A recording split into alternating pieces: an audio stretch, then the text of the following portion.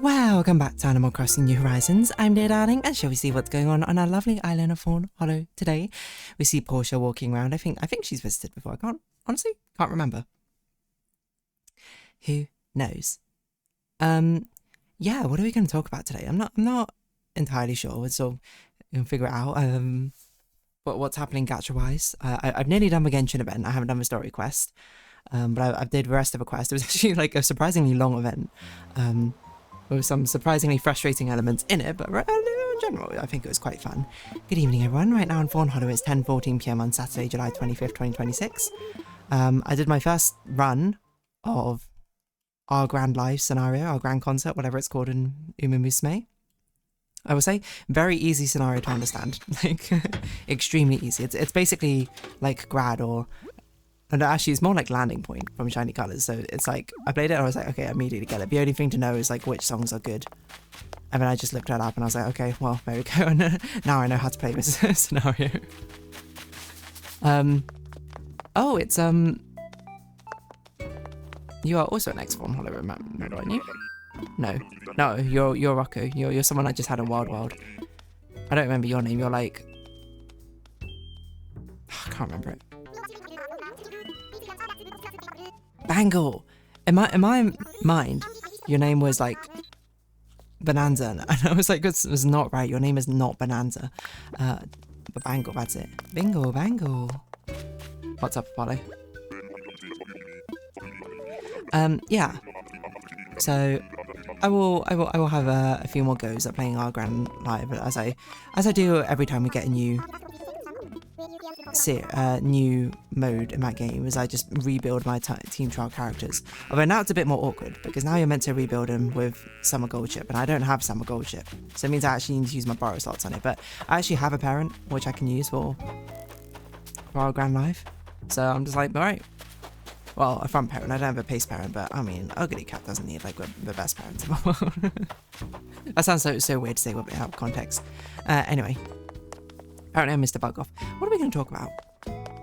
I don't know. It's a very good question. I don't think I've done anything all that eventful today, mind you.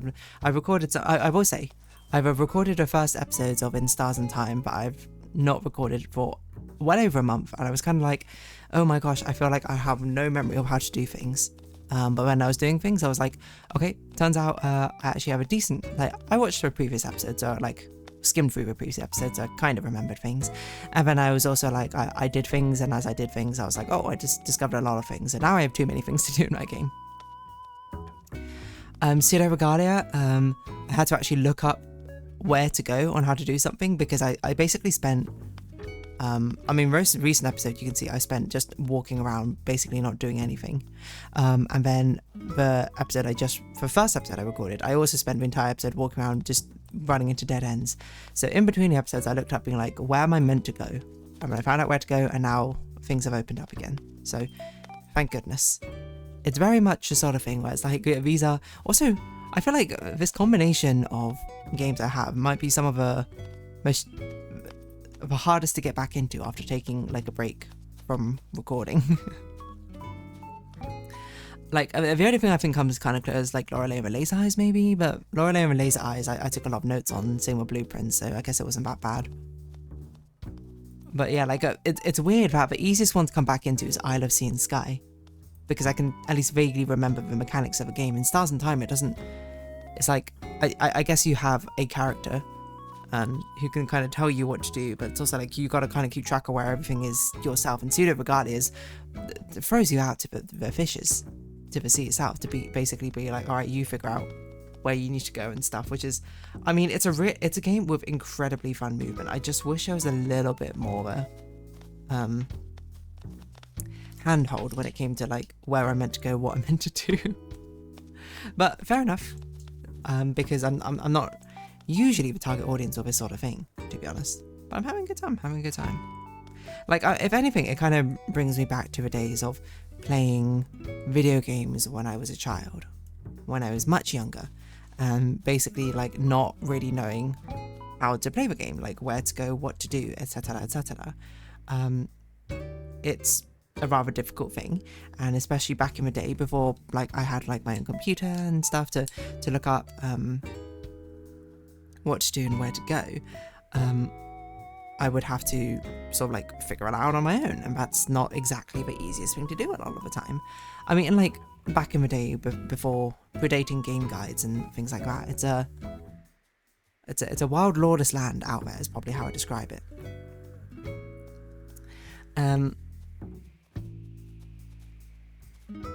Because I remember, like, I'm trying to think how many other games I played when I was younger without game guides and stuff like that.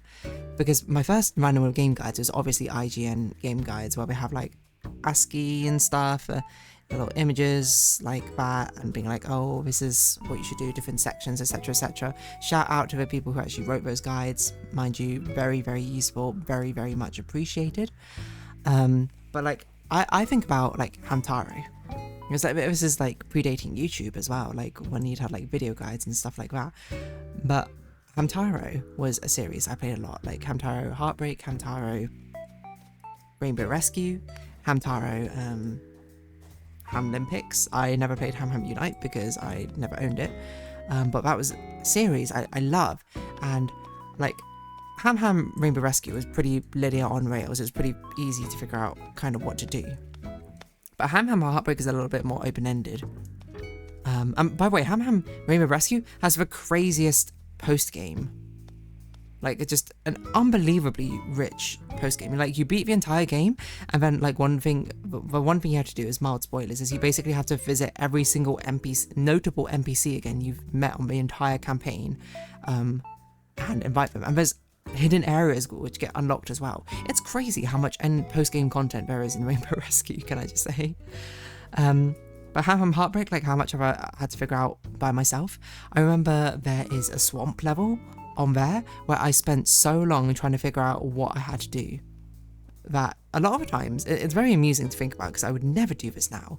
But when I was younger, I would basically be like, if I didn't know how to do and I spent too long on something, I would just reset the entire game from the beginning, just to play it again from the beginning up to that point, hoping that I would like, oh, I'd know what to do this time or something, or probably, to be realsies, just to play more of a game instead of getting stuck at this one thing.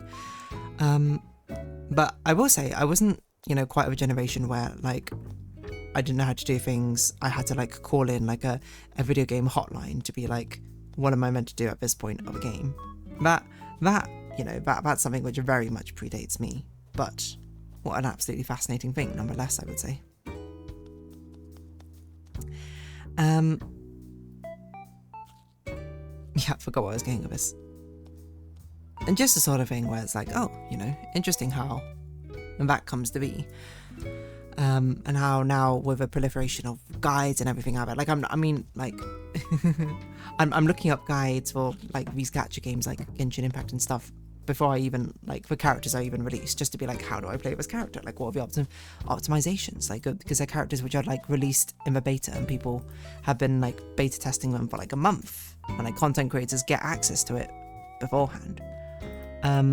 It's fascinating.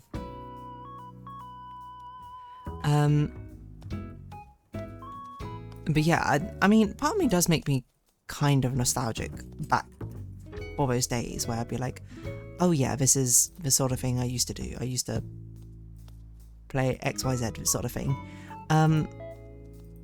without really knowing how to do things. Because in some avenues it was pretty darn difficult. Like playing a lot of my Game Boy games, I think back then was pretty difficult. Like, we played Pokemon Silver. Like, it wasn't mine, it was my sibling's copy. But we didn't really know how to do it. Like, when I played Heart Gold for the first time and played through, and I beat the Elite Four and was like, whoa, you get to the Kanto region now. I was like, whoa, I can't believe they've added the Kanto region to Generation 2. That's so cool. Then I looked it up and it was like, oh, you could do it in Pokemon Silver. Literally never got to that point. In fact, I even have my Pokemon Silver now. Like, it's in a little drawer I have like under with all my sort of old, shall we say, tech.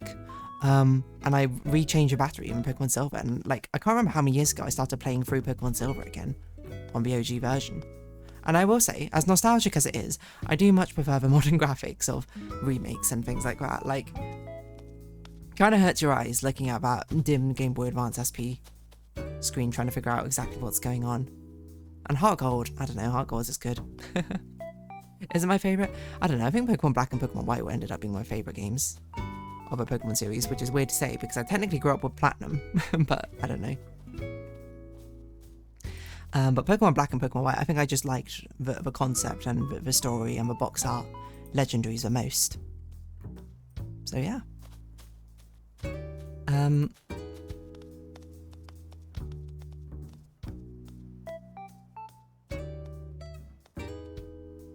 Yeah, what else was I gonna say?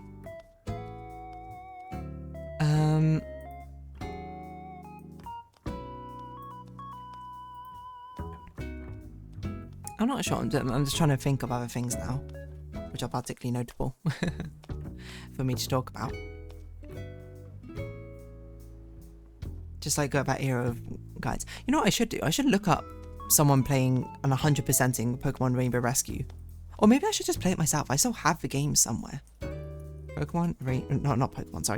Hamtaro Rainbow Rescue. It's so nostalgic that I feel like maybe I should play it on stream or something one day. Like, genuinely, it's something which I have such fond memories of. I don't know how long it is to be, but like seriously, the post-game of it is insane. There's so much post-game.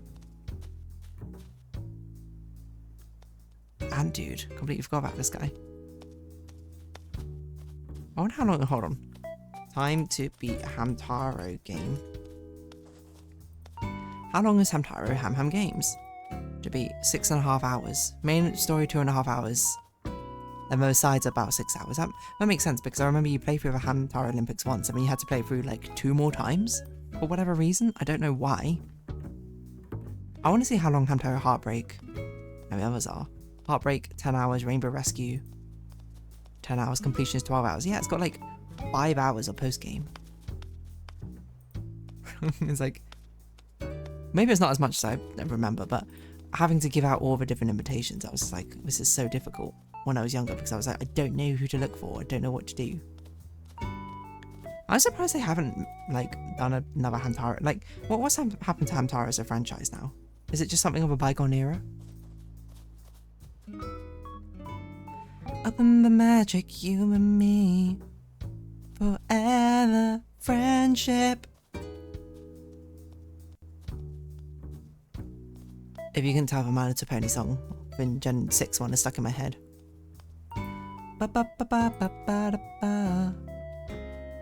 Yeah, I guess this is kind of done. There's probably a Hamtaro subreddit. That's probably where I found out, where I can find out about what's happened to Hamtaro.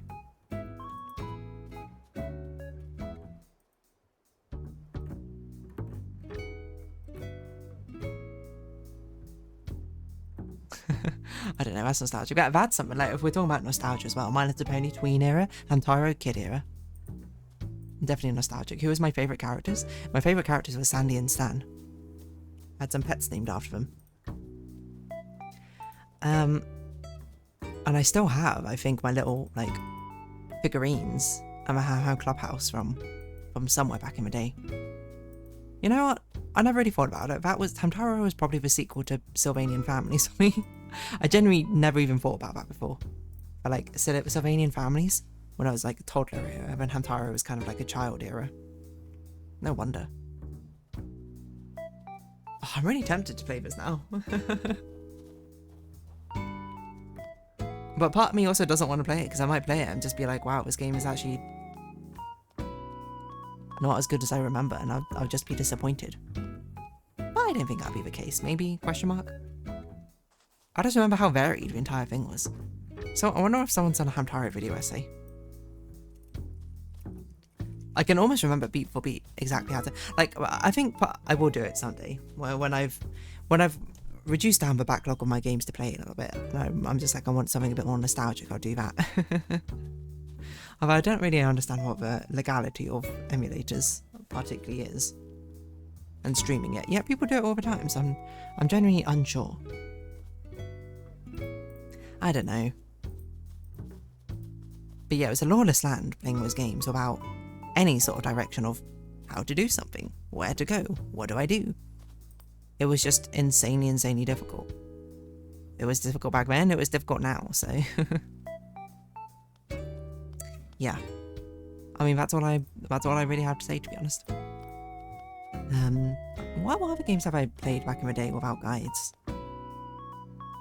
Because I think I had a fortunate situation that, like, by the time I started really getting into games, guides were very prevalent. Like, YouTube era existed. So it wasn't, like, particularly difficult for me to find out what to do, mind you, but hey-ho. What do I know? Anyway, I guess I might now round this episode off here. I'll probably go finish off the Genshin and the ZZZ events, but if you have been watching, thank you very much. It's been Animal Crossing New Horizons. I've been Darling. Likes, comments, description, shares greatly appreciated. Socials, Discord down below. Hope to see each other again, but for now, it's our farewell. So until next time, bye-bye for now. I wish I just had more to say, but I genuinely can't remember.